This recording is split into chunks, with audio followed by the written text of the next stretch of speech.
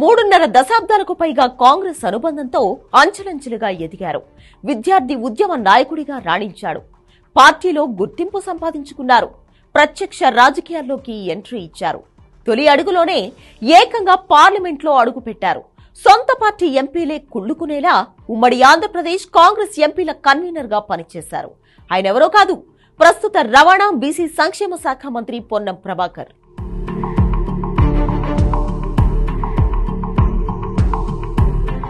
పొన్నం ప్రభాకర్ కు కాంగ్రెస్ పార్టీతో 35 ఏళ్లకు పైగా అనుబంధం ఉంది. ఇంతింతై వటుడింతై అన్నట్లు కాంగ్రెస్ పార్టీలో తెలంగాణ రాజకీయాల్లో ఎదిగారు.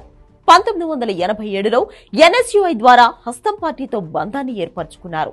1987-88 మధ్యకాలంలో కరీంనగర్ ఎస్ఆర్ఆర్ ప్రభుత్వ కళాశాలలో చదువుకునే రోజుల్లోనే విద్యార్థి నాయకుడిగా వ్యవహరించారు. ఆ తర్వాత ఎన్ఎస్యుఐ అధ్యక్షుడిగా పనిచేశారు.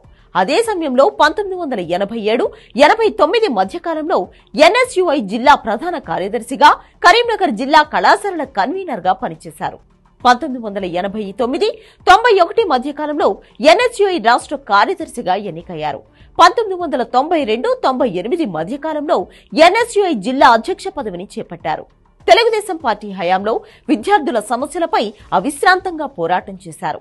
రాష్ట్ర వ్యాప్తంగా ఆందోళనలు నిర్వహించడంలో సక్సెస్ అయ్యారు. పొన్నం పనితనాన్ని గుర్తించిన రాష్ట్ర కాంగ్రెస్ పార్టీ 1999-2002 మధ్యకాలంలో ఎన్ఎస్యుఐ రాష్ట్ర అధ్యక్షుడిని చేసింది.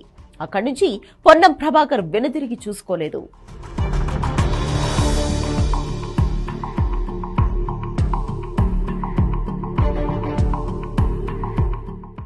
2002లో విద్యార్థి సంఘం నుంచి యువజన కాంగ్రెస్ లోకి ఎంట్రీ ఇచ్చాడు పొన్నం ప్రభాకర్. రాష్ట్ర యువజన కాంగ్రెస్ ప్రధాన కార్యదర్శిగా చురుగ్గా పనిచేశారు. ఇక్కడ కూడా తన పనితీరుతో అధిష్టానం నుంచి అభినందనలు అందుకున్నారు. 2002-2004 మధ్య కాలంలో Pradesh Congress committee media cell సమన్వయకర్తగా వ్యవహరించారు. 2004లో అసెంబ్లీ టికెట్ కోసం ప్రయత్నించినా రాలేదు. అలా అని కాంగ్రెస్ పై ఆగ్రహం వ్యక్తం చేయలేదు. పొన్నం ప్రభాకర్ పోరాటాలను, అంకిత భావాన్ని గుర్తించిన ఉమ్మడి ఆంధ్రప్రదేశ్ ముఖ్యమంత్రి రాజశేఖర్ రెడ్డి 2005లో ఏపీ మార్క్ ఫెడ్ చైర్మన్ గా నియమించారు. కాంగ్రెస్ పార్టీలో కష్టపడితే ఫలితం ఉంటుందనడానికి పొన్నం ప్రభాకర్ జీవితమే నిదర్శనం. 2009లో లోక్సభకు పోటీ చేసే వరకు డీసీఎంఎస్ అధ్యక్షుడిగా పనిచేశారు. 5 ఏళ్లు గడిచిన తర్వాత అసెంబ్లీ కాదు, ఏకంగా పార్లమెంటు సీటు వెతుక్కుంటూ వచ్చింది. ఎంపీగా విజయం సాధించి పార్లమెంట్లో అడుగుపెట్టారు. 2009-2014 మధ్య కాలంలో ఆంధ్రప్రదేశ్ కాంగ్రెస్ ఎంపీల కన్వీనర్ గా పనిచేశారు. 2009 లోక్సభ ఎన్నికల్లో కరీంనగర్ లోక్సభ నుంచి ఎంపీగా ఎన్నికైన అత్యంత పిన్న వయస్కుడు పొన్నం.